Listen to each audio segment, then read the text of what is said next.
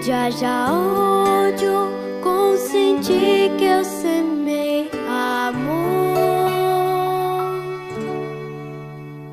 Perdão, onde haja injúria, fé, onde haja dúvida, verdade, onde haja mentira, esperança, onde haja desespero. Luz, onde haja treva, união, onde haja discórdia, alegria, onde haja tristeza.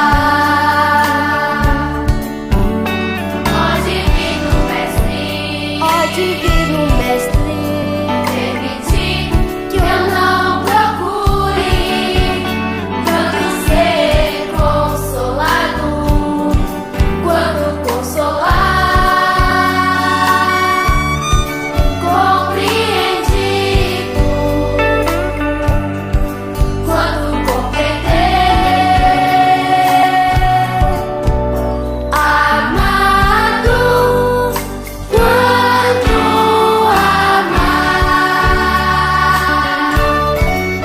Porque é dando e recebemos, perdoando é que somos perdoados, e morrendo é que nascemos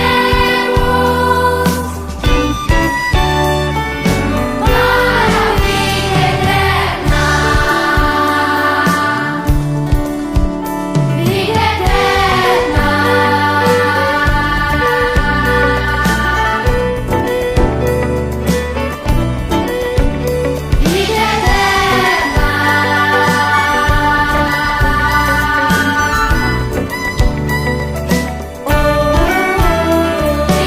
Vida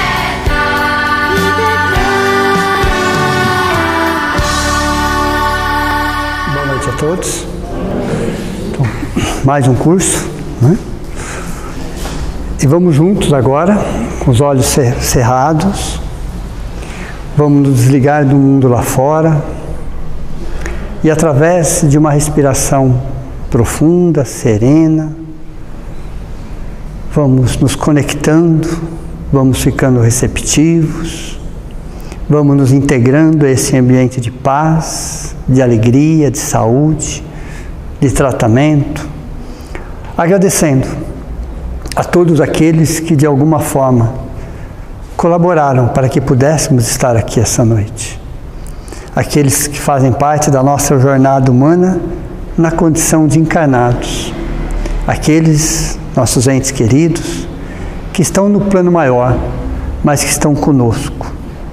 Agradecemos a Deus, nosso Pai, pela vida, pelo tempo, a Jesus, nosso Mestre, nosso Irmão Maior, nosso amigo de todas as horas, Allan Kardec, o nosso codificador, e a toda a espiritualidade amiga aqui presente, a todas as entidades das mais diferentes denominações religiosas, nosso muito obrigado. Ao nosso anjo da guarda, que estava conosco antes desta reencarnação, está conosco durante e com certeza estará após a desencarnação. É o momento que enchemos os nossos corações de gratidão pela oportunidade de estarmos numa doutrina que nos consola, que nos esclarece, mas que principalmente nos liberta. E a prece inicial dessa noite, a prece de abertura dessa aula, deste curso, não poderia ser outra. E diz assim: Senhor, fazei-me de mim um instrumento de vossa paz. Onde houver ódio, que eu leve o amor. Onde houver ofensa, que eu leve o perdão. Onde houver discórdia, que eu leve a união. Onde houver a dúvida, que eu leve a fé. Onde houver o erro, que eu leve a verdade. Onde houver desespero, que eu leve a esperança. Onde houver tristeza, que eu leve a alegria. Onde houver trevas, que eu leve a luz. Ó Mestre, fazei que eu procure mais consolar que ser consolado. Compreender que ser compreendido. Amar e ser amado. Pois é dando que se recebe, perdoando que se é perdoado, e é morrendo que se vive para a vida eterna. E agradecemos a essa oportunidade e damos início à aula e o curso. Que assim seja. Quando a gente fala em doutrina espírita, nós falamos em filosofia, ciência e religião. Okay? Então não é exatamente uma religião, é uma filosofia com bases científicas e consequências morais.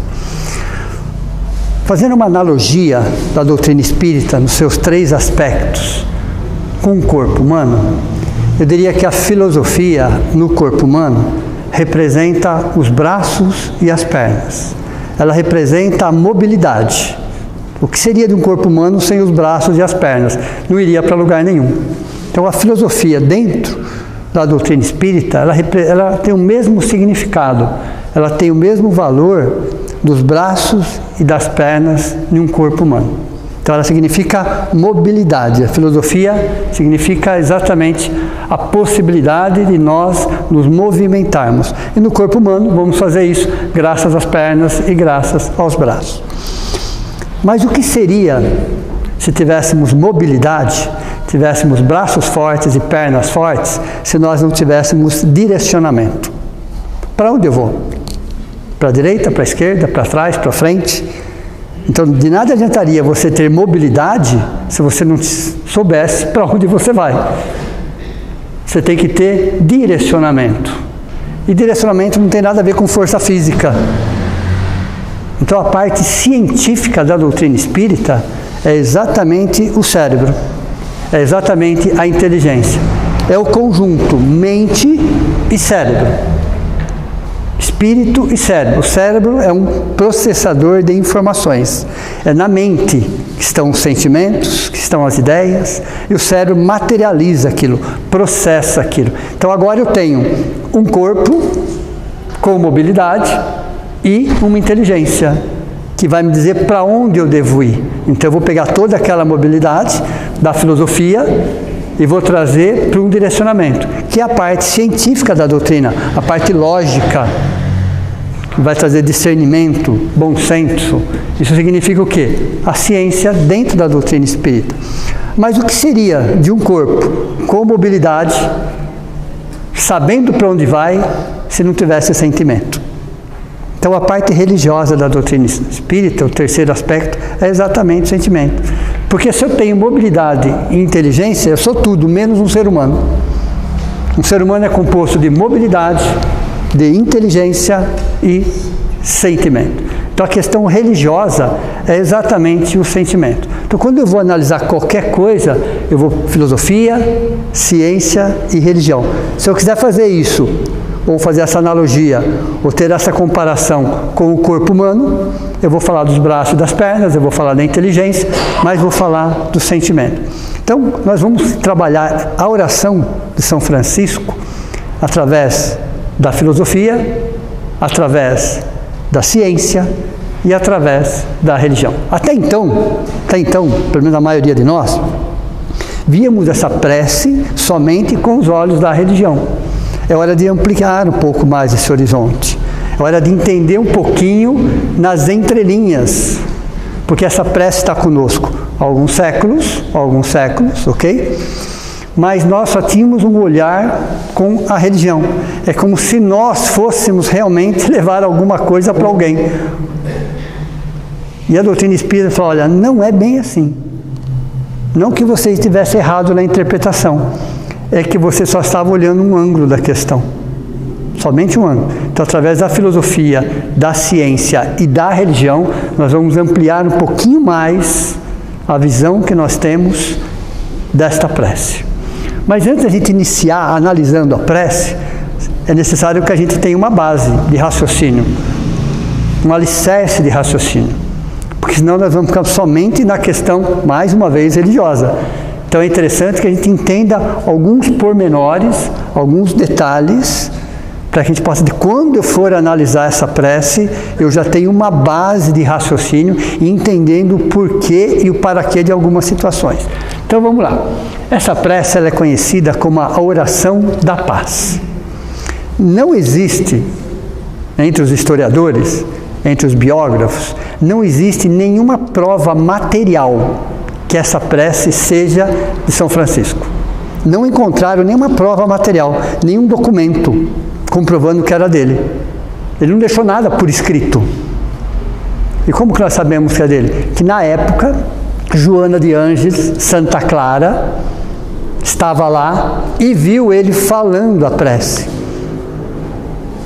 Então ele falava dessa prece, mas ele não registrou em lugar nenhum. Ele não escreveu em lugar nenhum. Então não existe nenhum registro material. Quando os historiadores foram pesquisar, não acharam.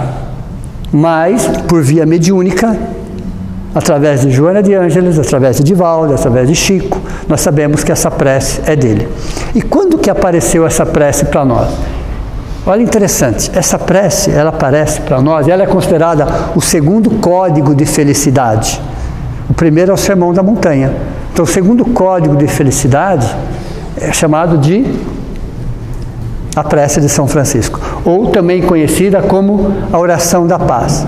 Ela apareceu pela primeira vez na Europa em 1912. Olha, São Francisco é do século XIII. Aqui nós estamos falando do século XX. Por muitos séculos ela ficou parada, guardada em algum lugar. Mas ela foi aparecer materialmente em 1912. Aí nós temos que recordar um pouquinho o que estava acontecendo com a Europa em 1912. Mais precisamente, entre 1910 e 1914. Primeira Guerra Mundial. Por isso que ela é chamada de Oração da Paz. Ela aparece em 1912. Era um folhetim na França, onde alguém escreveu essa prece sem autor. Sem autor. Olha, interessante. Era uma prece. Não estava escrito lá Francisco de Assis ou qualquer outro autor. Só tinha a prece. Em 1916, pós Primeira Guerra Mundial, né, começa a aparecer essa mesma prece em Roma. De um lado a prece e do outro lado estampado a foto de São Francisco. Aí o mundo interligou uma coisa com a outra. Foi em 1916, né, que alguém teve a ideia de um lado a prece e do outro lado a foto de São Francisco. Então ele é conhecido como a oração da paz. Por que da paz? Porque estava exatamente na Primeira Guerra Mundial. Ela aparece para o mundo materialmente na Primeira Guerra Mundial. Então, quando vocês estiverem estudando ou alguém comentar, por que oração da paz? Porque ela aparece oficialmente para o mundo em 1912, bem no meio da Primeira Guerra Mundial. Só uma correção, a primeira é de 14 a 18, mas é o período. É o período. Sim.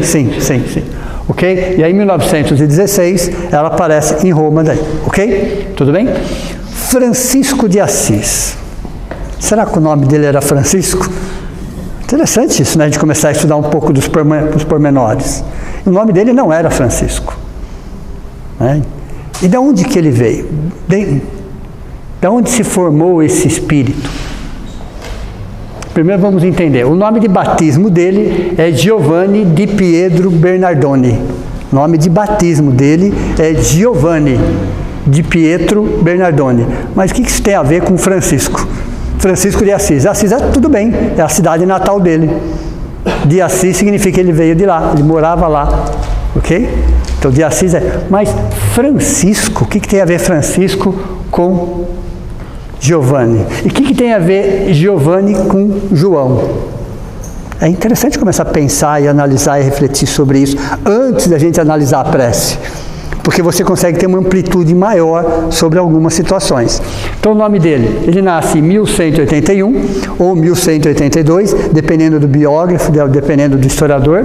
Ele falece em 1226. 3/10 de 1226. 3/10 é uma data no meio espírita que nós sabemos que é o nascimento de Allan Kardec. Interessante algumas datas coincidirem. Então ele morre com 44 anos. Mas até os 25 anos, ele era um jovem diria ser até imaturo. Filho de um rico comerciante de tecidos finos. O pai dele era italiano, a mãe dele era francesa. O pai dele tinha grandes negócios com a França. A maior parte dos negócios do pai tinha a ver com a França. O pai tinha uma afeição muito grande pela França. A esposa era francesa. E quando Giovanni nasce, o pai estava na França.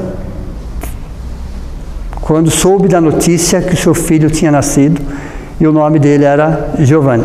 Mas o pai gostava tanto da França, e a esposa francesa, que dizem os historiadores que quando ele volta da Itália, ele muda o nome de Giovanni para Francisco, que significa pequeno francês. Então, Francisco significa o quê? Pequeno francês. Segundo os historiadores, devido à afeição que o pai dele tinha pela França. E depois, o menino, quando ia com o pai para a França, se envolvia, adorava tudo aquilo também. Então, o pai muda o nome para Francisco. Então, Francisco vem de pequeno francês, mas o nome de batismo é Giovanni. E por que Giovanni, que significa João em italiano? De acordo com a doutrina espírita, então, ele, Francisco de Assis, agora vocês sabem o Francisco de Assis, o Giovanni, que significa João, foi João Evangelista, na época de Jesus. Foi um dos apóstolos, que morreu com 94 anos e escreveu Apocalipse. E na crucificação, esse menino de 16 anos, chamado João, estava do lado de Maria. E na crucificação, Jesus, nos seus últimos momentos, fala: mãe, aí está o seu filho, filho, aí está a sua mãe, fazendo uma ligação muito forte entre aquele menino, que se chamava João, que depois se tornou João Evangelista, uma ligação muito forte entre ele, João, menino, 16 anos, e Maria. É como se naquele momento ele precisasse de uma mãe e a mãe precisasse de um filho. Então Jesus interliga os dois. Eles já se conheciam, claro, mas naquele momento da crucificação, que nenhum apóstolo estava presente, João estava ali junto com Maria. Então Francisco de Assis é a reencarnação de João Evangelista. Entenderam o porquê do Giovanni? Giovanni é João em italiano.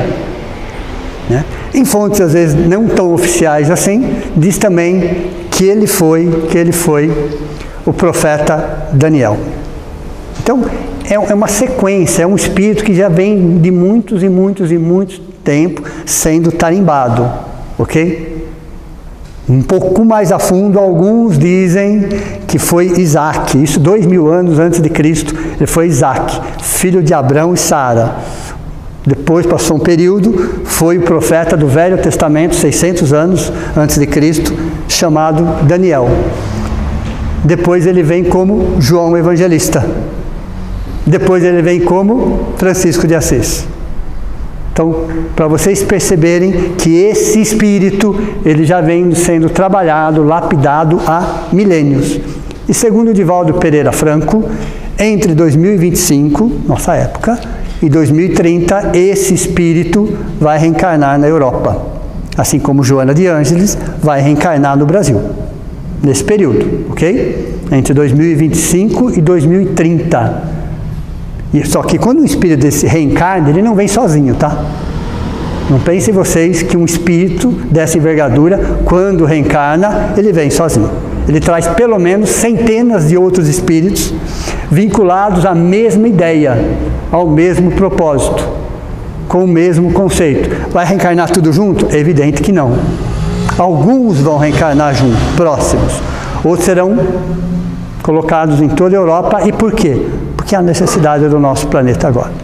Isso é uma necessidade muito grande desses espíritos estarem retornando, nunca sozinhos, claro, evidente, mas para retomar novamente algo que nós estamos precisando. Então o mundo está passando por uma fase extremamente delicada, nós sabemos, e estamos precisando de espíritos dessa envergadura, okay? Que virão junto com outros espíritos e vão formar como se fosse o quê?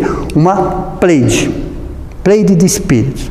No livro dos espíritos, por falar em Pleiade de espíritos, no livro dos espíritos tem um capítulo lá que chama Prolegômenos, Quem já teve a curiosidade de pegar o livro dos Espíritos, bem no início do livro vai falar prolegômenos, que é algo prévio, uma explicação prévia sobre a nova doutrina. E vários espíritos assinam. Primeiro espírito que assina, São João Evangelista. É o próprio. É o próprio. Então, São João Evangelista, ele que, entre outros, mas é a primeira assinatura dele.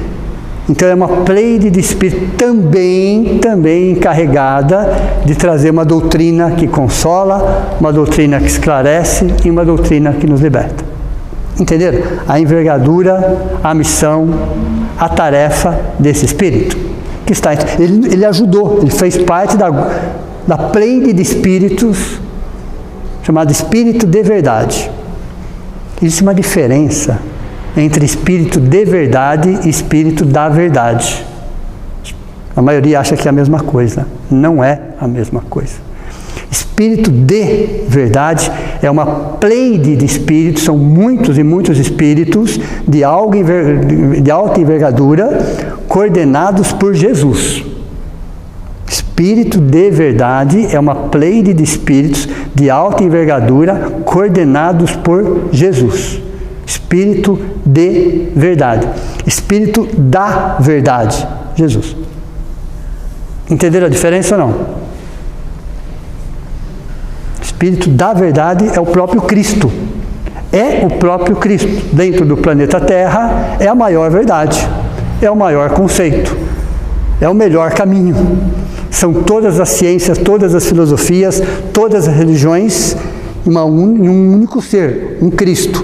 Então o Espírito da verdade é o próprio Cristo. É a verdade. É um sentimento chamado amor que se materializou e nós demos o nome de Jesus, que significa salvação.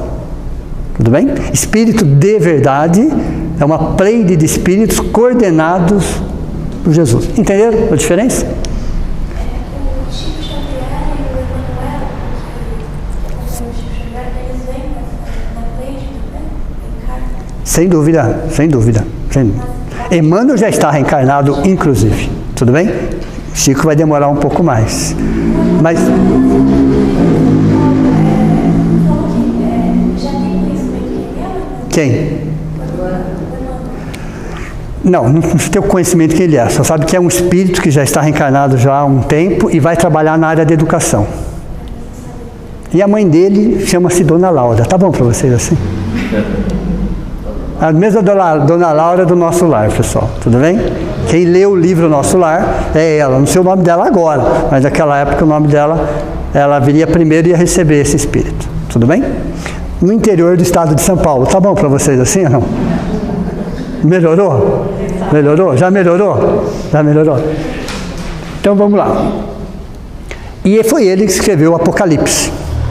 É o único apóstolo que morreu por morte natural. Todos os outros foram assassinados. O único que morreu por morte natural foi, com 94 anos, foi o João Evangelista. Ok? E, lógico, ele foi preso, aconteceu um monte de situações com ele. E em uma dessas situações ele foi preso em uma ilha de Patmos, com 2 guardas. E não tinha nada para fazer naquela ilha. Vocês imaginam que era uma ilha deserta, sem quase nenhum atrativo, era um lugar de exílio, onde eles levavam. Já que ele estava lá, que não tinha com quem conversar, que tal conversar com os peixes e com os pássaros? Ok? Olha, interessante. Mas esse amor desse espírito, tanto que ele é o patrono da ecologia, mas esse amor desse espírito pelos animais também não vem daí, tá? Vamos pensar aí que João Evangelista já tinha uma afinidade muito grande com os animais. Daniel já tinha uma afinidade muito grande com os animais. Então é um espírito que já vem se lapidando, se aprimorando ao longo dos milênios. E nessa fase que ele ficou na ilha de Patmos, né, aconteceu várias coisas. Tem livros, tem biógrafos que descrevem alguns acontecimentos, não é o nosso caso, mas nessa ilha é quando ele aprimorou toda a sua comunicação com os animais e fez amizade, inclusive, com os 2 guardas que cuidavam dele. Mas até os 25 anos, era um garoto, vamos chamar assim, tá? Entre aspas, imaturo. até os 25 anos. Filho de um pai rico e, na verdade, só curtia a vida. Até que houve, naquela época, existiam muitas guerras, pequenas, menores, e ele foi convocado a participar de uma guerra. Ele quis participar dessa guerra. Chegou lá, ficou muito doente, quase morreu, e aí, numa desses momentos extremamente críticos, Jesus acaba aparecendo para ele. Num primeiro momento ele não entende o recado, mas num segundo momento ele começa a perceber toda a dimensão daquilo, e aí ele começa toda a sua trajetória nesse sentido. Mas até os 25 anos era um garotão, vamos dizer assim, só estava mais preocupado em curtir a vida. A partir dos 25 anos aproximadamente, dá o despertamento nele, em função da guerra, em função do sofrimento, de tantas mortes que ele viu, tantas misérias, tantas pessoas passando necessidade, e despertou nele exatamente a sua missão. Então, reencarnado muitas vezes num planeta de provas e expiações, né, todos os grandes missionários eles são despertados de alguma forma. E estou falando dos missionários, hein? Aqueles que já vieram com uma tarefa definida. Ok? Então vamos lá. Agora que vocês sabem que o nome dele é Giovanni, o porquê de Francisco, o porquê da oração da paz, né? Quem foi esse espírito, João Evangelista. Agora vamos entender como analisar a oração, que não vai ser hoje, claro, mas pela ciência. Todas as ciências, de forma acadêmica, todas, não só a psicologia, mas todas as ciências, de forma acadêmica, de forma científica, com metodologia própria, todas as ciências, elas nascem no século XVIII. Elas começam a ser idealizadas no século XVIII, ok? Então começam esses grandes espíritos, já no século XVIII, começaram a visualizar alguma coisa, cada qual na sua área. No século XIX, elas começam a aparecer para o mundo. Elas começam a aparecer. Por quê? São milhões de espíritos que reencarnam com aquele projeto, com aquela ideia, para que dê uma alavancada. Então toda ciência, ela inicia-se, ela é sonhada, vamos dizer assim, no século XVIII. Mas ela começa a aparecer no século XIX para o mundo. No século XX, todas as ciências se estruturam. No século XX. Todas as ciências se estruturam no século XX. São os mesmos espíritos, às vezes, retornando, aqueles do século XVII, XVIII, agora retornam, porque o século XX, considerado o século da matéria, daria o quê? Uma base material para que as ciências pudessem desenvolver. Então, todas as ciências, elas se estruturam no século XX. Elas são sonhadas no século XVIII, elas aparecem no século XIX, mas elas se estruturam cientificamente no século XX. No século XXI, nós não vamos ter ciências novas. Nós teremos as mesmas ciências agora aprimoradas. Todas as ciências vão criar suas vertentes, mas dentro da mesma base. Então a psicologia tem várias vertentes, a psiquiatria tem várias vertentes, a biologia tem várias vertentes, a física tem várias vertentes, mas você tem a base, e aí você tem as vertentes. Então no século XXI nós não teremos uma ciência nova, teremos vertentes diferentes da mesma ciência. Então o século XXI é quando já estão estruturadas materialmente, elas vão se aprimorar. Século XXI, todas as ciências vão ter um nível de aprimoramento, de aperfeiçoamento a partir do século XXI, porque será utilizada toda a base material, todo o conhecimento do século XIX, do século XX, para você abrir ainda mais o campo de estudo e de pesquisa sobre qualquer ciência. Mas é no século XXII que elas todas se espiritualizam-se. Século XXII. Mas não é rótulo religioso. Espiritualizar-se não é você colocar um rótulo religioso nas ciências. É você ter uma dimensão maior dentro das próprias ciências. Uma visão até imaterial sobre as próprias ciências. Sobre a própria ciência. Eu vou dar um exemplo mais prático. Então hoje já existem cientistas falando em algo chamado centro estruturador da forma. Toda forma de vida tem um centro estruturador da forma. Nós podemos chamar também de modelo organizador biológico. Podemos chamar também de perispírito. Entenderam? Mas é agora a ciência, com toda uma nomenclatura, com toda uma técnica, com toda uma forma científica de falar a mesma coisa. Então hoje existem cientistas não vinculados a nenhuma religião, nenhuma filosofia espiritualista, mas já descobrindo que existe algo material que dá um desenho prévio à matéria. Entenderam? É o que é você espiritualizar-se? Cássio, seria a mesma explicação que Kardec conseguiu dar a respeito das mesas girantes? Sim, sim, exatamente isso. Você não quer dizer que eu pego pelo espiritismo, mas eu pegando um gancho. Exato. Ok? Então o que vai espiritualizar-se é o quê? É você enxergar algo além da matéria. É lógico, vai começar o século 22 para isso? Não, você tem sempre aqui e ali. Sempre aqui e ali. Um pouco desse século, um pouco do século que vem. Mas o que será que aconteceu com a psicologia? Já que nós vamos estudar a prece de São Francisco pela luz da psicologia, principalmente pela luz da psicologia transpessoal. A psicologia transpessoal, para quem não sabe, é a quarta força da psicologia. É o que nós temos de mais atual, vamos dizer assim. Então, começou pela psicologia transpessoal? Não, é evidente que não. Claro que não. Porque é uma ciência que vem evoluindo, que vem crescendo, que vem se aprimorando, que vem se aperfeiçoando. Então, a cada ano, a cada década que passa, novos conceitos, novas descobertas, novos recursos. Principalmente hoje, que nós temos acesso a recursos. Então, no final do século XIX, a primeira força da psicologia chama behaviorismo. Estou aqui, ó.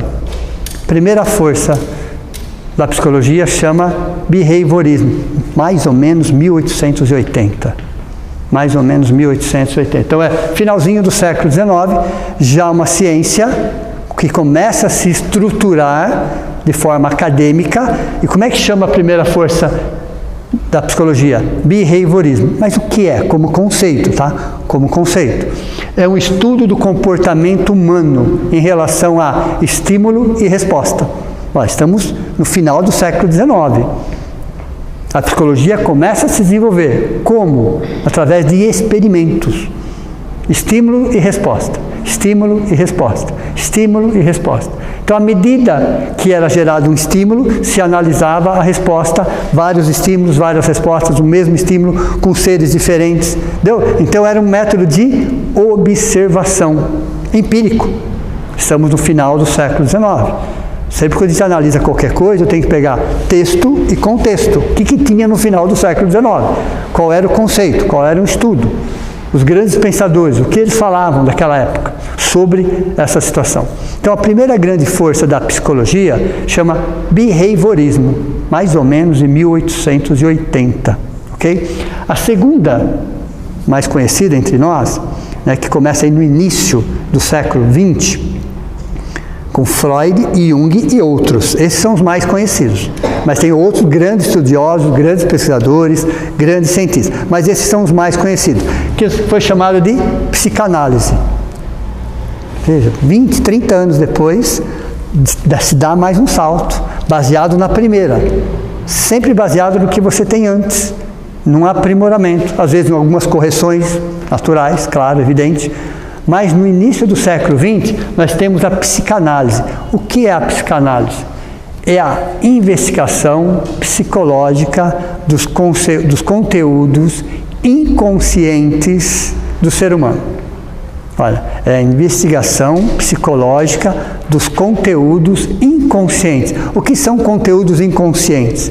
Que não estão na consciência, que não são visíveis. Nós temos o consciente e o inconsciente. O consciente é o que está na minha frente, o que eu consigo enxergar, consigo ver, consigo mensurar de alguma forma. Mas o que é inconsciente? É o que está dentro. Será que nós temos conteúdos inconscientes dentro de nós? Muito mais do que vocês imaginam. Muito mais. Quantas subpersonalidades nós temos? Para chutar bem baixo, nos últimos 20 mil anos, 30 mil anos, pelo menos dá para calcular umas 50 subpersonalidades dentro de nós. 50 euzinhos diferentes dentro de mim, que de vez em quando um resolve dar um grito. Porque estão todos dentro de mim, não estão fora de mim. E será que de alguma forma eles interferem nessa?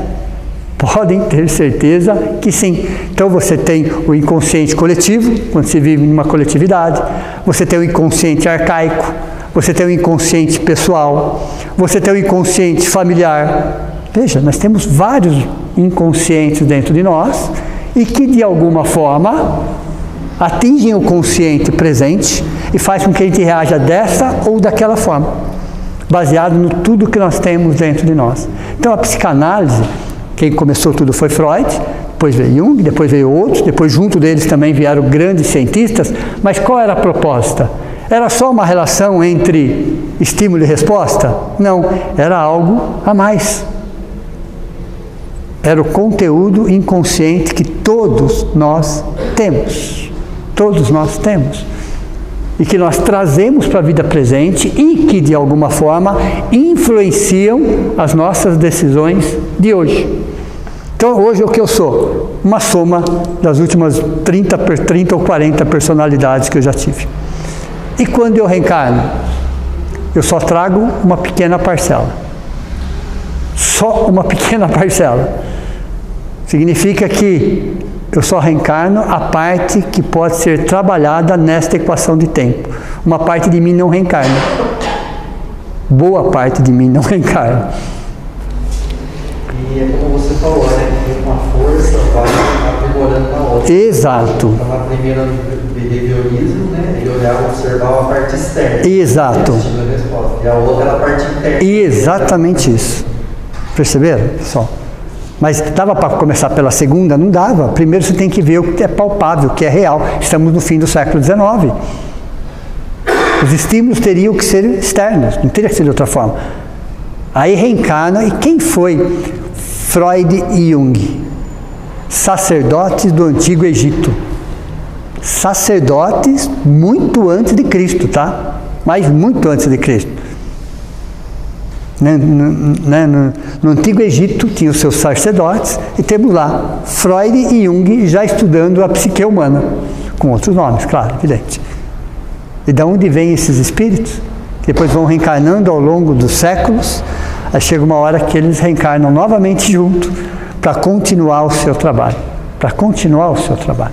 Então eles já foram sacerdotes do Antigo Egito e agora reencarnam como cientista da mente humana.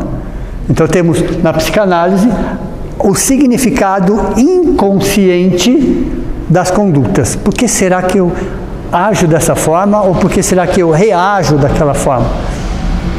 Porque frente ao mesmo estímulo, olha que interessante, algumas pessoas reagem de forma X ao mesmo estímulo, outras reagem de forma Y, se é o mesmo estímulo.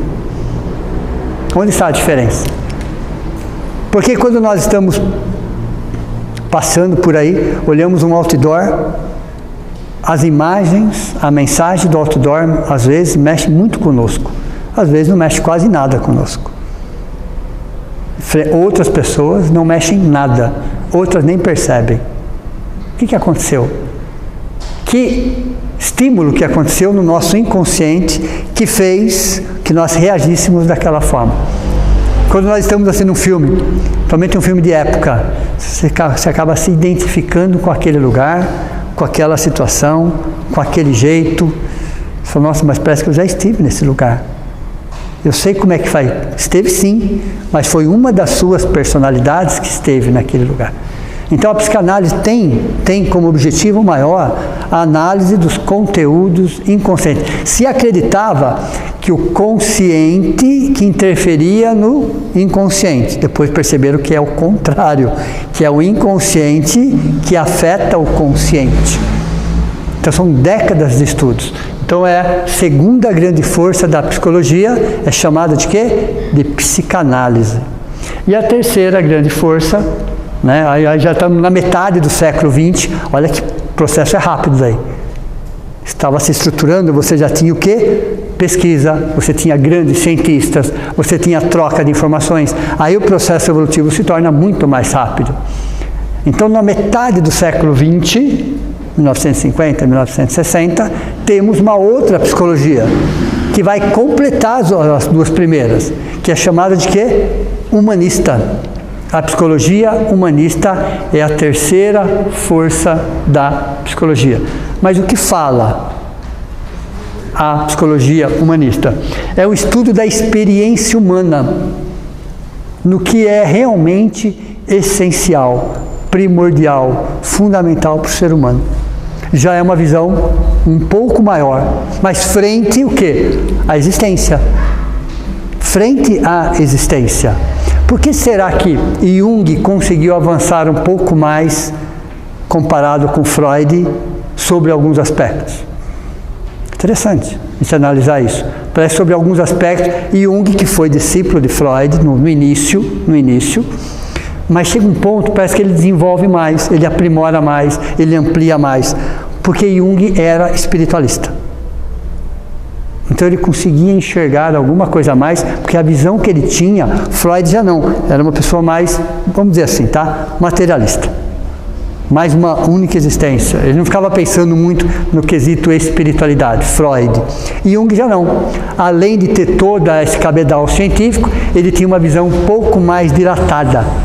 Então Jung consegue até desenvolver a sua teoria sobre sonhos devido a essa sua condição espiritualista. Então ele não negava a existência da espiritualidade.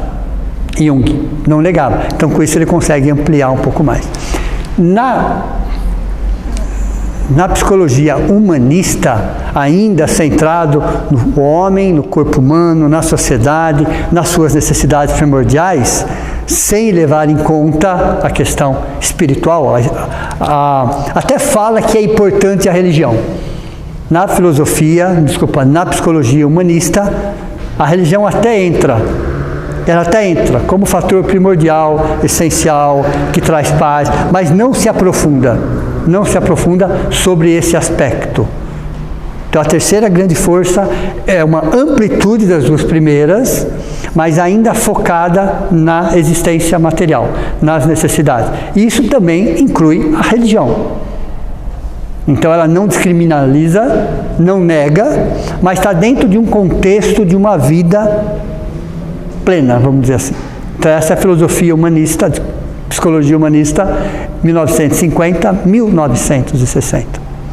No finalzinho do século XX, é a quarta força da psicologia. E a quarta força fala exatamente da psicologia transpessoal. Psicologia transpessoal, que é um complemento da primeira, da segunda, da terceira. Então, a transpessoal, o próprio nome já é autoexplicativo. Transpessoal é algo que transcende o pessoal. Está além da matéria. Está na matéria, mas está além da matéria. Existe um componente a mais. Então, é uma visão mais holística de um todo. Vai pegar o ser humano e enxergá-lo como um todo. Não somente como corpo. Não somente como uma condição social. Não só uma condição psicológica, biológica. Não. Mas uma condição holística, que vai enxergar o ser humano como um todo. Só que para se chegar a transpessoal, sem dúvida nenhuma, você tem o alicerce da primeira grande força, você tem o alicerce da segunda grande força, você tem o alicerce da terceira grande força. São ciências que se completam, que se complementam, que se estruturam. Alguns pontos divergentes, sim, porque isso faz parte. Isso faz parte, mas o conteúdo, o contexto, a estrutura, a base é uma linha evolucionista. Entenderam ou não? Isso é só no quesito psicologia, mas todas as ciências passaram pelo mesmo processo, com nomes diferentes. Então estamos hoje, início do século XXI, na quarta força da psicologia. Pode ser que tenha uma quinta, uma sexta? Pode. Claro, é evidente, é um processo evolutivo, mas hoje a psicologia transpessoal é aquela que nos dá uma base maior para que a gente possa entender. Então, a prece de São Francisco de Assis vai ser baseada na psicologia transpessoal. Entendeu? Posso dizer que até um período a igreja tinha grande influência. Sem Agora dúvida. está chegando um ponto em que a igreja está ficando filosofia e ciência. Dá-se a impressão que existe hoje, talvez, tomara que seja só impressão, mas eu acho que não é só impressão não, que existe mais espiritualidade dentro da ciência do que dentro da própria religião, no século XXI. A impressão que dá, eu acredito que não seja só uma impressão, que está mais fácil encontrar Deus na ciência do que encontrar Deus nas religiões, principalmente as tradicionais. Por quê? Porque algumas religiões tradicionais, isso não é uma crítica, claro, evidente, é só uma observação, dá-se a impressão que estão na Idade Média, estão com o mesmo conceito da Idade Média. Estou falando exatamente de um Deus que castiga, que era o conceito da Idade Média, que pune, né, que deserda, que elimina, né, que separa um do outro. Quer dizer, ainda é uma visão medieval da Idade Média. A própria característica de Deus, né? Barbudo, sentado num trono, com o dedo apontado. Essa é uma visão medieval de Deus. Então não se levou em consideração a evolução humana. Não considerou. Uma parte do materialismo de hoje, no mundo todo, a culpa é das religiões.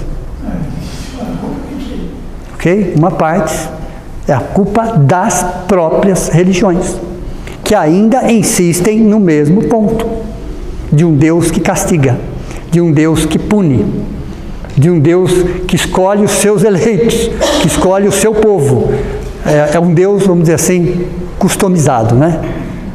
Eu fiz Deus à minha imagem e semelhança. Entenderam a diferença ou não? Então eu construí um Deus para atender os meus interesses, porque Ele é o meu Deus. Já ouviram falar isso? O meu Deus faz isso, como se Ele tivesse dono. Isso é um conceito medieval de Deus. Então, essas novas gerações científicas que estão nascendo, vocês concordam? Filosóficas e científicas, não aceitam essa ideia. Até porque existem dois tipos de materialismo. Dois tipos de materialismo. O materialismo filosófico e o materialismo psicológico. Esses dois tipos de materialismo. Tem pessoas que falam, não quero nem ouvir falar. Nem ouvir falar. Vamos voltar um pouco no tempo e entender essa linha de raciocínio. Estamos lá na Idade Média, nós, na Idade Média, ok? E somos curiosos. Não podemos nem falar que somos cientistas naquela época. Somos curiosos, somos pesquisadores dentro do contexto. E de repente a gente descobre algo que bate de frente com algum dogma. O que vocês acham que ia acontecer na Idade Média? Ok? Em nome de Deus. Você não tinha nada contra Deus, só que você descobriu algo, e isso aconteceu muito, viu? Mas muito, muito, muito. Aí você era bruxa, você era feiticeira, você era herege, e quantos pesquisadores da idade, antes, inclusive bem antes disso, que foram mortos, literalmente falando, com todo tipo de crueldade inimaginável, em nome de Deus. Em nome de Deus. Eles te matavam e falavam por quê? Em nome de Deus, estou fazendo isso. É em nome de Deus. Aí você reencarna. Inclusive mulheres liberais, né? Que eram contra o sistema, eram bruxas. Tudo que você era contra, aconteceu com Jesus. Não aconteceu com Jesus? Ok? Aconteceu com o próprio e com tantos outros. Aí você reencarna novamente. Mas o seu espírito de curioso, de pesquisador, de querer saber mais, você vai lá e continua o processo, não é assim que continua? Novamente, em nome de Deus, você é trucidado. Você, sua família, porque eles faziam exatamente isso, viu? Um herege, um bruxo, uma bruxa, uma feiticeira, a fogueira, em nome de Deus. Aí você volta depois de 2 séculos e continua o seu trabalho de pesquisa. E você é trucidado novamente. Em nome de Deus. Aí você reencarna e alguém me fala de Deus para você. Entenderam? Deus virou pix. Deu para vocês entenderem ou não? Você não quer nem ouvir falar. nem de Deus, Jesus, você não quer ouvir falar. Esse é um materialismo filosófico. Entenderam ou não? Ele tem razão? O que vocês acham?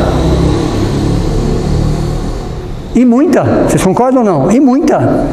E muita. Aí, porque você escuta ainda a frase, em nome de Deus. Imagina. Está traumatizado. Você está traumatizado. O que acontece hoje Traumatizado. na televisão? Ok? Absurdo. É a Idade Média. Aliás, nossa sociedade, de alguma forma, ela traz muito mudamos os nomes, mas nós trazemos muito da Idade Média dentro de nós. As relações ainda são baseadas na Idade Média. Então veja, esse materialismo filosófico vem justamente de seres traumatizados.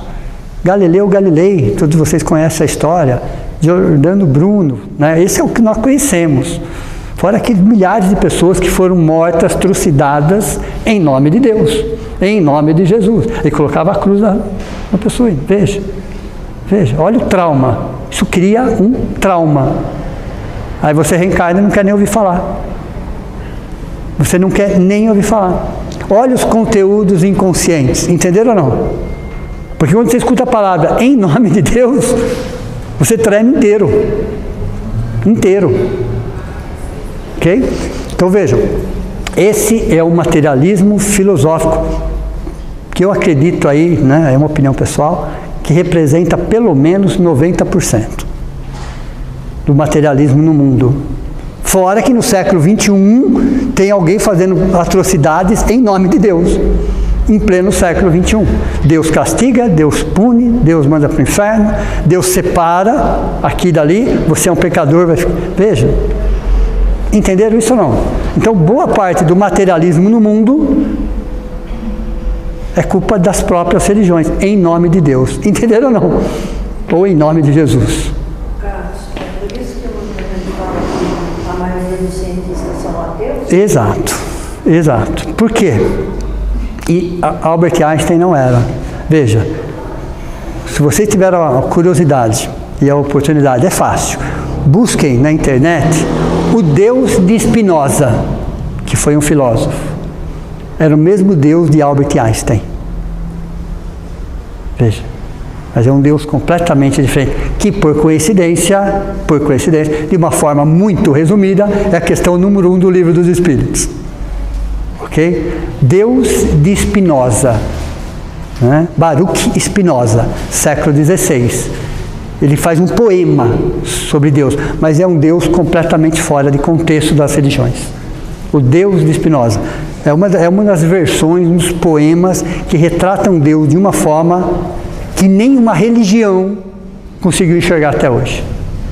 Nenhuma religião conseguiu enxergar. Oi? Sim. Então, busquem o Deus de Spinoza, que foi um filósofo do século, Baruch Spinoza, o Deus de Spinoza. Era o mesmo Deus de Albert Einstein. Porque é um Deus que cabe dentro da ciência. Deu para você entender ou não? Que cabe dentro da filosofia, mas não cabe dentro da religião. Não dessa estrutura de religião. Desta estrutura de religião. Ok? Arcaica. Tanto que o filósofo Nietzsche, né, quando ele disse que a filosofia e a ciência mataram Deus, os religiosos caíram em cima dele. Exato. Dizer isso, né? Exato. Falando daquele Deus. Daquele Deus. Daquele Deus. Daquele Deus. Quando, por exemplo, existe um livro chamado Deus um Delírio, Deus ele que foi best-seller, né, que eu cheguei a ler esse livro, e é realmente Deus um delírio, porque todos os fatos que ele conta ali são verídicos. Ele só errou o alvo. O livro é excelente. Ele só errou o alvo. Porque não foi Deus, muito menos Jesus que fez tudo aquilo. Foram as religiões humanas. Ele só errou o alvo. Mas o livro é perfeito. Ok? Então e por que as religiões fizeram tudo isso? Porque nós fazíamos daquela forma também. Cabia em nós. Aquele conceito de crença que eu já trouxe para vocês. Crenças são ideias que se tornaram verdades ao nosso senso moral. Crenças são ideias que se tornaram verdades ao nosso senso moral. Uma espécie de boia psicológica de segurança para navegar no desconhecido mar da existência. Entenderam? São crenças, são as religiões. Você cria uma estrutura porque você não sabe nadar. É uma boia psicológica de segurança. Então, a maior parte do materialismo, ele é filosófico, porque são seres traumatizados por mais de 1000 anos de perseguições, em nome de Deus, em nome de Jesus. Entenderam? E quantas pessoas foram expulsas dentro da religião, dentro da igreja, porque foram contra algumas coisas, ou descobriram algo que não deveria descobrir. Entenderam ou não? Aí eles reencarnam, eu quero esse distanciamento da religião. Procede? Muito. E temos o materialismo psicológico. Mais ou menos 10%. O que é o materialismo psicológico? É melhor não ficar pensando muito nisso não, porque eu vou ter que mudar meu estilo de vida. Entenderam ou não? Então é o materialismo psicológico. Ele faz, desfaz do jeito que ele acha que tem que fazer. Então ele prefere não pensar em determinadas coisas, que se ele for pensar em determinadas coisas, ele vai ter que rever alguns conceitos. Então isso é o materialismo psicológico. Porque a religião, de alguma forma... Quando eu falo religião, pessoal, é como se uma vez me perguntaram, né? O espiritismo é uma religião ou não é? Uma boa pergunta essa. Para os leigos, é. Para nós, não é. Porque se você pegar a religião como estrutura religiosa, com toda a estrutura de qualquer religião que nós conhecemos, e até aquela que nós não conhecemos, então a resposta é não. Dentro de uma estrutura religiosa, com todos os dogmas, com todas as hierarquias, com todas as iniciações, com tudo, não é. A resposta é não, não é. Porque não tem isso. Não existe nada disso dentro da doutrina espírita. Mas se você pegar a palavra religião, que é uma palavra de origem latina, que significa o quê? É religare, a criatura com o Criador. Sim, é uma religião. Entenderam ou não? Então é e não é, depende do ponto de vista. Depende do ponto de vista. Então eu posso olhar para a mesma coisa com pontos de vista diferentes. Vou fazer uma pergunta aqui. Se eu perguntar, olha interessante, para um cientista, o que é isso? Ele vai falar, é uma caneta. Sim ou não? É uma caneta.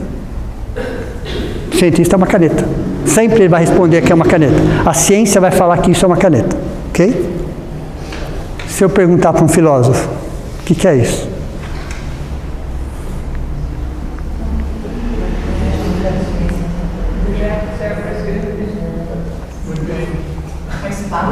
Entenderam, pessoal?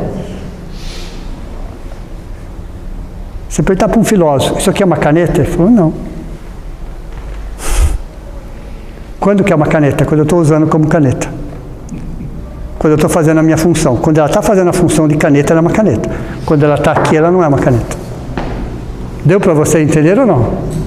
Um filósofo nunca vai falar que isso é uma caneta. Nunca. Ele vai falar que uma caneta se ela estiver escrevendo. Aí é uma caneta. Na filosofia é a função. Deu para você entender ou não? Você é a função. Se você está na função, você é. Se você não está na função, você não é. Para a ciência é uma caneta. Entenderam? Olha, interessante. Filosofia é uma caneta. E na função da caneta tem uma carga, sim ou não? E na medida que eu vou usando a carga, ela vai acabando. Deu para você entender ou não? Então, na filosofia, enquanto eu estou acabando, eu estou usando. É a função. Aí eu sou uma caneta. Veja, estou olhando o mesmo objeto, e dando dois significados diferentes. Se eu sou um cientista, eu vou falar que é uma caneta.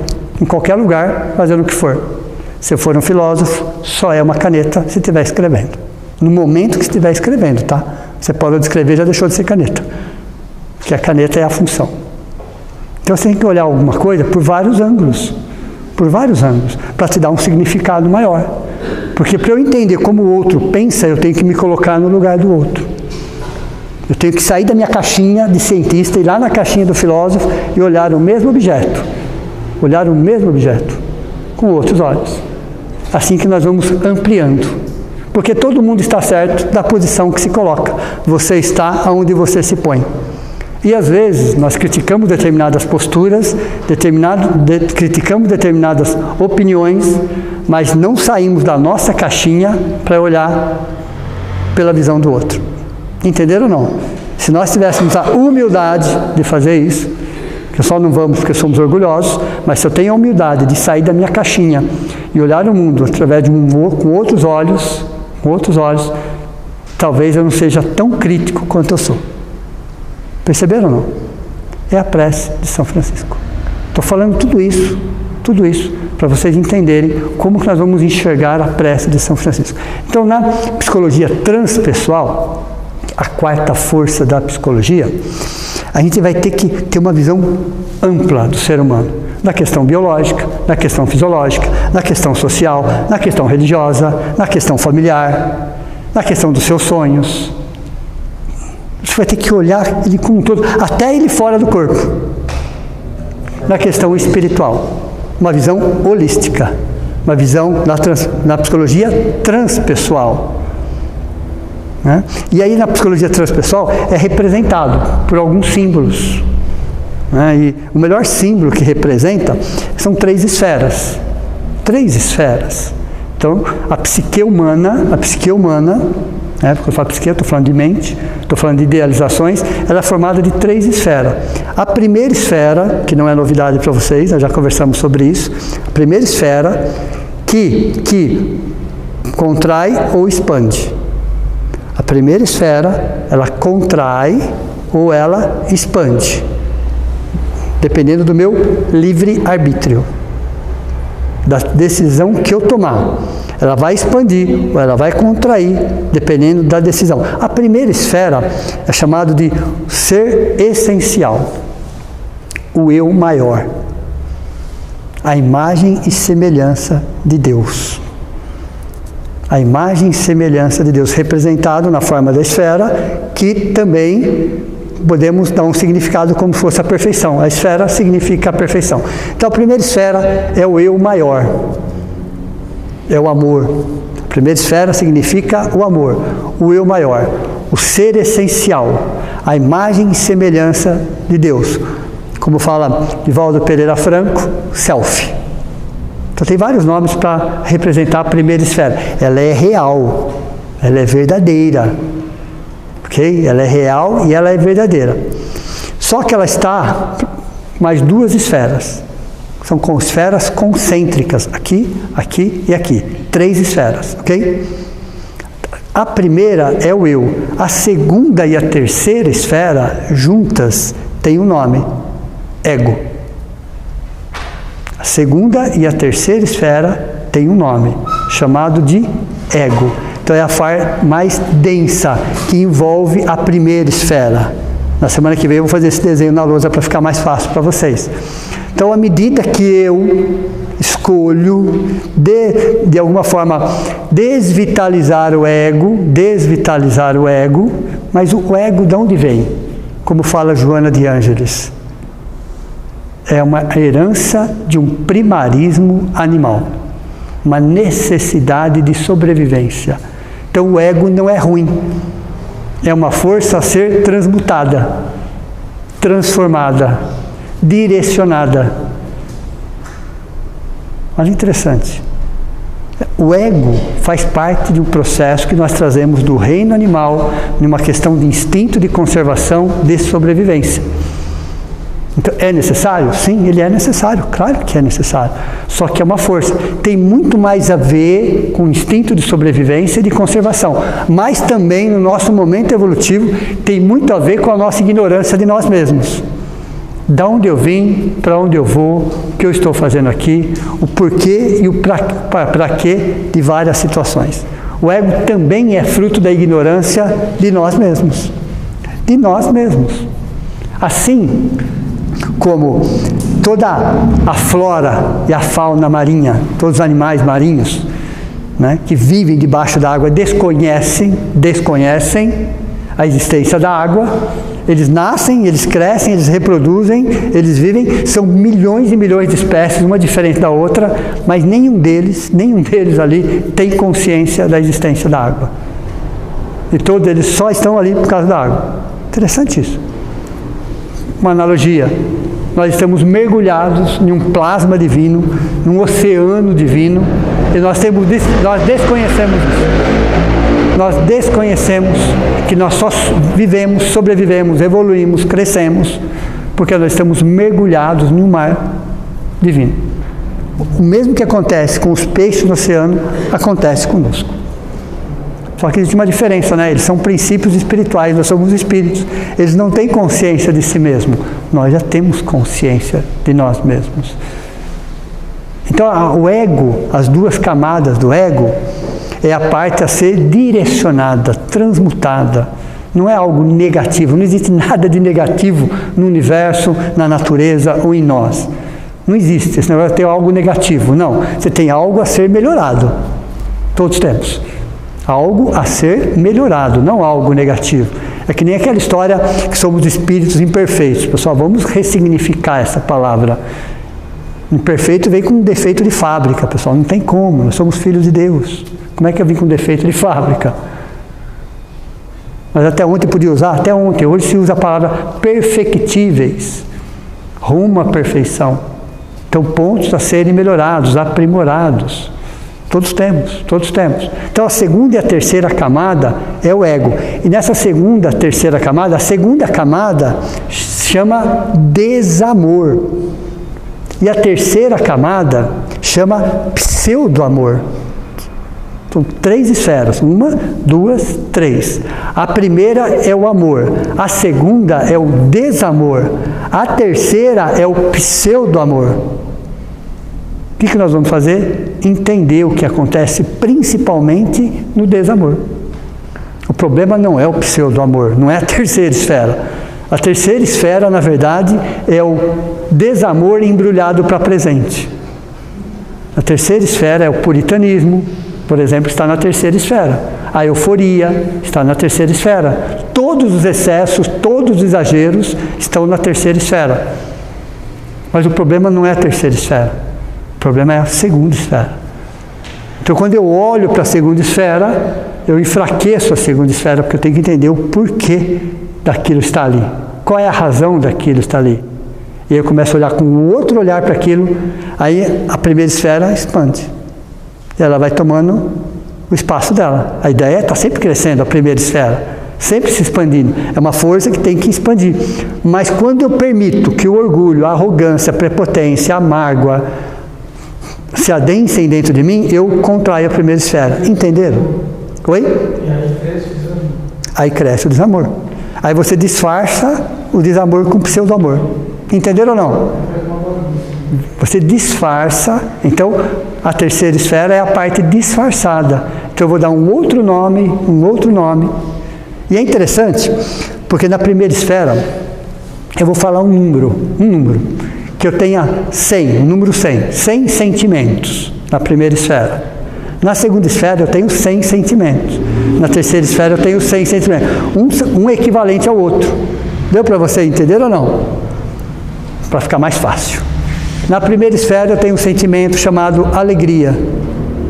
Na segunda esfera eu tenho um sentimento chamado tristeza.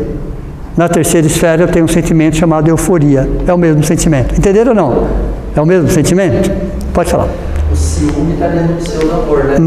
Não, o ciúme está no desamor. É porque o pessoal utiliza o ciúme como um disfarce, dizendo que é um amor exagerado. Não, o ciúme está... O ciúme doentio, né? Aqueles ciúmes doentio. Então veja, é o mesmo sentimento. Alegria, tristeza e euforia são equivalentes. Outro sentimento eu tenho aqui, aqui e ali. Outro sentimento eu tenho aqui, aqui e ali. Perceberam ou não? Cada sentimento ele tem uma réplica, vamos dizer, na segunda e na terceira. Na segunda e na terceira. Mas o primeiro é a imagem e semelhança de Deus. Todos esses sentimentos. Quando eu explano ela 100% na primeira esfera, é o amor incondicional. É o amor incondicional. É o amor incondicional. Que é isso só para grandes almas. Um Francisco de Assis, por exemplo. Tudo bem? Um Francisco é o exemplo. Um Francisco de Assis é o exemplo. Tudo bem? Então, a prece de São Francisco será analisada por esse ângulo. Na semana que vem, né, nós vamos entender um pouquinho melhor. Hoje só foi um prefácio, vamos dizer assim, né, só o início, para vocês pensarem nisso. Espera aí, como é que eu vou colocar essa oração de São Francisco nisso agora? No amor, no desamor, no pseudo-amor. Dentro da psicologia transpessoal. O que é o ego? E à medida que eu vou entendendo isso, eu vou percebendo, espera aí, então essa oração, primeira decepção. Eu vou falar já, para você nem dormir direito essa noite. Ok? Como eu interpretava essa oração, virou até uma forma infantil. Virou até uma forma infantil. Não que estava errada, não é isso que eu quero dizer. Mas a forma que eu enxergava. Era a forma que eu enxergava. Eu vou passar a enxergar essa oração com outros olhos. E vou perceber que eu não vou levar nada para lugar nenhum. A menos que eu seja um Francisco de Assis. Aí é uma outra história. Talvez não seja o nosso caso ainda. Ok? Se eu for já um Francisco de Assis, pode ser que eu consiga fazer aquilo. Talvez eu consiga fazer aquilo. Então a oração é muito mais um processo de internalização, introspecção, introjeção do que propriamente fora de mim. É como se o amor estivesse conversando com o desamor. Está tudo dentro de mim, não tem nada fora de mim. É o amor conversando com o desamor. Essa é a visão da psicologia transpessoal em cima disso. Em 3 níveis de consciência. Nós vamos ter que desenvolver 3 níveis de consciência para entender isso. Da autopacificação, da disponibilização e da autonomia. Essa oração vai ser dividida em 3 partes. Em 3 partes. A primeira parte, autopacificação. A segunda parte, disponibilização. Terceira parte, autonomia. Entendeu? É a psicologia transpessoal que vai nos dar toda a estrutura e toda a base para a gente se aprofundar um pouquinho mais sobre o segundo código de felicidade. Aquilo que realmente importa para nós, né? E olha interessante, dentro dessa envergadura, guardada as devidas proporções, é bom falar isso, né? Guardada as devidas proporções, esse espírito, Francisco de Assis, ele é considerado o segundo espírito em hierarquia do planeta Terra. Aguardada as devidas proporções, tá? Não quer dizer que ele seja grudadinho em Jesus. Não. Temos Jesus aqui, você coloca lá, está aqui embaixo, tudo bem? Mas ele é considerado o segundo espírito em hierarquia. Guardada as devidas proporções. Veja, então ele vem lá. Dizem alguns que foi um capelino, depois Isaac, depois profeta Daniel, depois João Evangelista. Veja, os capelinos chegaram aqui há 20 mil anos atrás, 25 mil anos atrás, né? 2.000 anos antes de Cristo, ele já reencarna como Isaac. Isso alguns falam. Depois ele reencarna como profeta Daniel. Aí temos aí Daniel na cova dos leões. Lembra disso? Olha a ligação dele já com os animais. Depois ele reencarna como João Evangelista. Depois ele reencarna, pelo conhecimento que nós temos, de Francisco de Assis. Entenderam? Então ele é considerado o segundo espírito, guardadas as devidas proporções, tá? Guardadas as devidas proporções, o segundo espírito em hierarquia que reencarna algumas vezes no planeta Terra. Ok? E na semana que vem a gente continua essa conversa. Então vamos fazer a prece de encerramento? Então vamos, nesse momento, agradecer a Deus, a Jesus e a toda espiritualidade amiga por essas reflexões, por essa oportunidade, por esse diálogo, que ao mesmo tempo que nos consola, nos esclarece, amplia os nossos horizontes, fortalece a nossa fé, nos dá a certeza que fazemos parte de uma grande família universal, que essa oração é considerada a oração cósmica, a oração que envolve bilhões de espíritos, todos eles num processo de aprimoramento. E agradecemos a Francisco de Assis por ter nos trazido esse segundo código, essa oportunidade de compreendermos melhor a nossa destinação, as razões, muitas vezes, das nossas dificuldades e o porquê de estarmos reencarnados e o porquê de estarmos nessa existência, em uma doutrina que amplie os nossos horizontes, que gere em nós um respeito enorme, consideração por todas as outras doutrinas, filosofias e religiões.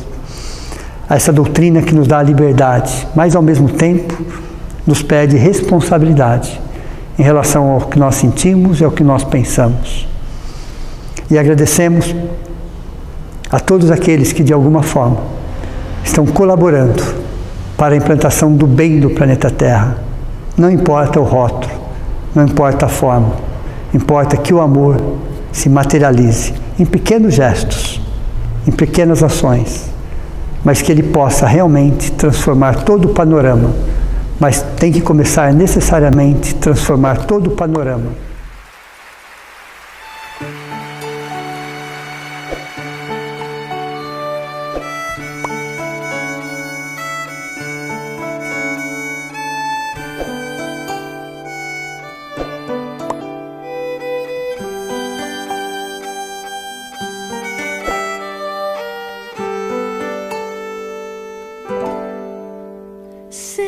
Senhor,